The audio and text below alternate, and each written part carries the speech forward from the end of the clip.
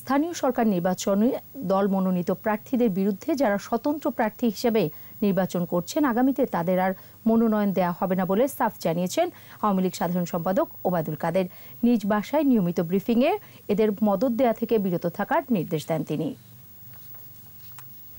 যারা দলীয় প্রতীক নৌকার বিরুদ্ধে প্রার্থী হয়েছেন বা নির্বাচন করেছেন, তাদের বর্তমান এবং ভবিষ্যতে আওয়ামী লীগের মনোনয়ন পাওয়ার সুযোগ থাকবে না।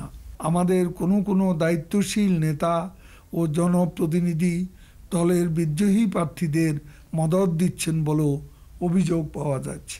আহ্বান জানাচ্ছি, দলের শৃঙ্খলা ও স্বার্থপরিপন্থী কর্মকাণ্ড থেকে আপনারা বিরত থাকুন।